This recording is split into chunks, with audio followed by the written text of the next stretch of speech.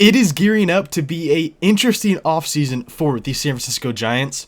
Jeff Passan drops a couple of interesting wrinkles for the Giants' upcoming offseason in his latest article for ESPN, and he picks a few players to choose San Francisco as their next home. We're going to break down that report from the leading MLB insider here on SF Giants Digest, but before we do that, I want to encourage you guys to go down and hit the subscribe button. Now, I noticed only about 8% of you guys are subscribed who have been watching the videos over the last 30 days, and 91% of you guys are not. The goal was to hit 1,000 subscribers by the end of the year, but you guys have knocked that out of the park. We're only about 40 away from hitting 1,000, so the new goal, do it by the start of December. I think we could do it, so I'd really appreciate it if you go down and hit the subscribe button. It's completely free, and I promise you will not miss a thing throughout the entire Giants offseason. Now, getting into this report, like I said, this comes from Jeff Passan, the leading MLB insider for ESPN. The first guy we're going to talk about is Kyle Tucker, of course, the best free agent available, the number one guy who's going to get paid in the $350 to $400 million range. He starts off by saying, though Tucker makes sense for a Los Angeles Dodgers team in need of a productive outfield bat, sources said that their interest is more likely to be on a high-dollar, shorter-term deal. Top free agents, particularly those Tucker's age, rarely sacrifice years for dollars, making Los Angeles a long shot. His desire to win, though, will be a guiding principle, which keeps the Yankees and the Mets in the mix for the time being. Other teams that could make sense for Tucker include the San Francisco Giants, who have the payroll flexibility, and then the Baltimore Orioles, who are likely to use their financial muscle on pitching, though President of Baseball Operations Mike Elias did draft Tucker as Houston's scouting director in 2015. So, of course, all of these teams mentioned make a lot of sense for Kyle Tucker to choose as his next home, but we are going to be talking about the San Francisco Giants, of course. And the main note that Jeff Passan lists here as the reason for the Giants possibly landing Kyle Tucker is them having the payroll flexibility, and that is exactly the case. Here's a bit of a better look, but these are the only four guys in the Giants offense that they're really paying. Obviously, Rafael Devers is getting paid in the upper 20s until 2033. Matt Chapman until 2030, I believe, or 2031, I believe, but $25 million.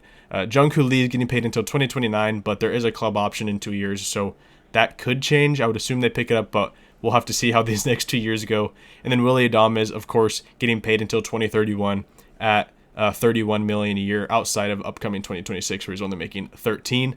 But outside of these four, the Giants are paying nothing for the rest of their offense. Everyone else is either in pre-arb or arbitration. It's Patrick Bailey, Casey Schmidt, Luis Matos. It's a lot of young guys who are making nothing, if we're being honest, compared to, a lot of big league contracts. So absolutely, the Giants do have the payroll flexibility to do this, but I don't necessarily know if they're going to want to add on another long-term, big AAV contract like Kyle Tucker's. He's projected to get, anywhere from 8 to 10 years in the $350 to $450 million range, like I mentioned. And I just don't know if ownership, even if Buster Posey really is comfortable adding on another long-term deal like that, because they're already paying, the core of this roster, which is Chapman, Adames, Devers, a ton of money for the next 5+ years. So I don't know if they're necessarily going to do it, but they absolutely do have the payroll flexibility to do so.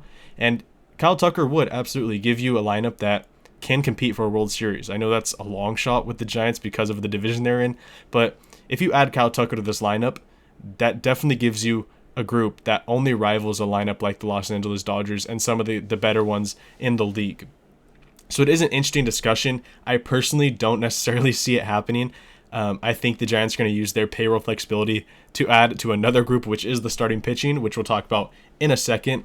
But it is an interesting discussion to talk about because if they wanted to pony up and pay Kyle Tucker, they absolutely could just outbid everybody and say, hey, we want you to come to San Francisco. But like I said, I think the Giants will use their payroll flexibility in another direction, and that is the starting pitching market. And Jeff Passan, kind of believes the same thing. He said just how much money gets thrown around on Framber Valdez, Dylan Cease, and Tatsuya Imai, who is a favorite for the Giants, regarded as the frontline starters this winter, is the operative question, considering this wide swath of teams prioritizing starting arms. Mets, Cubs, Red Sox, Orioles, Blue Jays are all playing in the top of the market. Sandbox with the Angels, Astros, A's, Giants, and others lurking. A hefty payday awaits all three. And yesterday's video is one where we really dove into the possibility of the Giants paying Tatsuya Imai. I don't necessarily see them going out and getting a Framber Valdez or Dylan Cease. Framber Valdez makes a little bit more sense as compared to a Cease. I mentioned this yesterday, but Cease is a little bit riskier compared to Valdez. Valdez is pretty safe. He's similar to Logan Webb. He's basically a left-handed Logan Webb. Eats a ton of innings, high ground ball rate, and not going to give up too many blow-up outings. Just a consistent starting pitcher. Dylan Cease, on the other hand, he's a guy who he could either go out 8 innings, strike out 12, or go out 3 2/3 and give up 6 earned runs. So I do think out of those two, it would be Valdez. But out of the 3 frontline starters who are going to get paid big money this winter, I do think Tatsuya Imai is a huge favorite to go to the San Francisco Giants. I talked about it yesterday's video, so make sure to go check that out after this one. But he's a guy that just makes so much sense. They've been trying to break into the Japanese market for a long time. He said he wants to be the one to strike out Ohtani. He wants to be the one to go up against Yamamoto in a big game. Those 2 reasons alone, those would make the Giants a huge favorite to land him. And pitching in a park like Oracle will make the transition from the MPB to Major League Baseball just a little bit easier and not as stressful, because some of these balls that say he went to, I don't know, this is random, but a ballpark like the Reds where it's extremely easy. He would never choose the Reds, but I'm just saying as an example, if you went to a ballpark where it's extremely easy to hit a home run, that transition is going to be a little bit more stressful. If he goes to Oracle, goes to the Giants, that transition will be a little bit less concerning, especially in the dead ball era of the MPB. Now, the next one is probably the most interesting one. We'll see, but Cody Ponce is the other name. He's a right-handed starter. He goes on to say, Ponce, a former second-round pick, went to Korea, remade his body, gained 3 ticks on the fastball, learned a splitter, and is going to land the largest deal for a KBO to MLB jump. His stuff will play in a rotation, perhaps in San Francisco, where he can join his brother-in-law, 49ers tight end, George Kittle.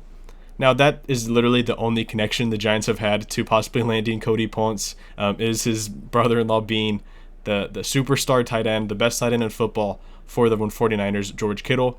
But this move does make a little bit of sense. If obviously Justin Verlander's gone, so the Giants do need someone at the back end of the rotation.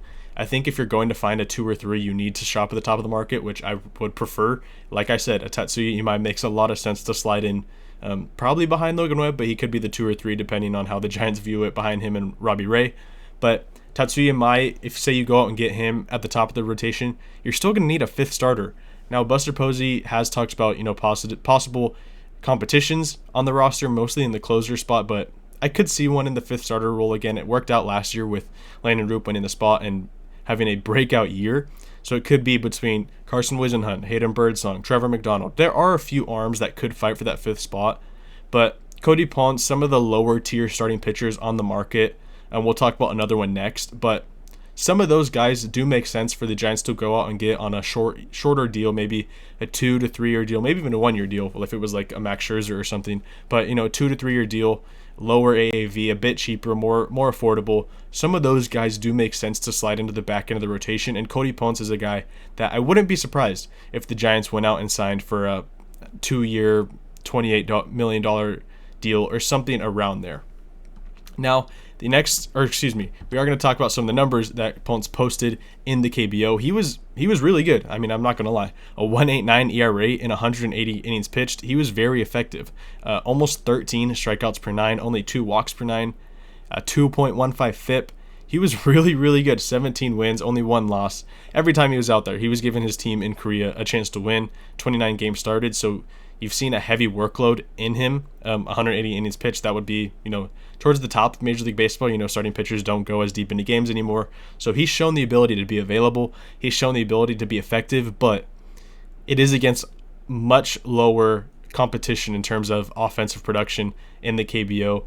I believe when Jung Hoo Lee came over, the KBO was compared to being in between AA, AAA, that around there, that level of talent. So he is facing a lot lesser competition, less talented offenses, but the term of remaking his body, finding a splitter, getting a couple ticks on his fastball, that does give me some confidence that if he came over, he would be able to still be effective and be a fine number 5 in a rotation, which the Giants do need. So an interesting fit for Cody Ponce, and it is a funny wrinkle that his brother-in-law is George Kittle, so maybe he does want to move out to San Francisco, but that is an interesting target that Jeff Passan notes here, with San Francisco being a possible home. Now, the last one we've talked about on this channel before, and this one does make a lot of sense too as a number 5 starter, but it is Max Scherzer, of course, the right-handed starter. He says at 41, Scherzer plans to keep pitching, and whether he joins his close friend Tony Vitello in San Francisco, returns to finish the job in Toronto, or joins his 8th team elsewhere, the guy who started Game 7 of the World Series will tack on more numbers to a resume that will wind up with first ballot Hall of Fame entry. And of course, we all know that Max Scherzer is a sure ballot Hall of Famer. He will get in on the first try. There's going to be no doubt about that. And for those that do not know, Tony Vitello coached Max Scherzer at the University of Missouri. He was his pitching coach. So those guys go back a while, around 20 years. And a lot of people asked Max Scherzer when Tony Vitello got hired, what's this guy like? What are you going to get out of this guy? And he only had positive things to say. And that is because they are, really, really close friends. Tony Vitello was at the 18-inning game that Max Scherzer started. I believe he was at Game 7. I could be wrong, but they are really close friends. But Vitello went to watch him in the World Series. So Scherzer coming on as kind of replacing Justin Verlander as that veteran starter to help guide the young arms does make a lot of sense. He's not near the level of pitcher he was just a few years ago when he was on that Hall of Fame trajectory, but he's still decently effective. It'd probably be similar to bringing back Justin Verlander, just an older, a guy in his 40s that's going to lead the young arms, show him what it's like, show him the ropes. So this Max Scherzer is another interesting fit that I could absolutely see happening. Let me know down in the comments what you think of all of these names mentioned by Jeff Passan. Cal Tucker makes a lot of sense, but I don't necessarily see the Giants going there. Obviously, Tatsuya Imai is a guy I really, really like, and I hope the Giants go on to get, but there's also a few other starters at the top of the market. Framber Valdez, Ranger Suarez, Dylan Cease, some names that make sense for the Giants. And then, of course, Cody Ponce, whose brother-in-law is George Kittle, could find San Francisco to be a home for him. And then lastly, Max Scherzer, whose best friend is the new manager of the Giants, Tony Vitello. So a couple names that make a lot of sense mentioned here from Jeff Passan to come to the Giants. But let me know down in the comments what you think of all of them, and make sure to subscribe to SF Giants Digest.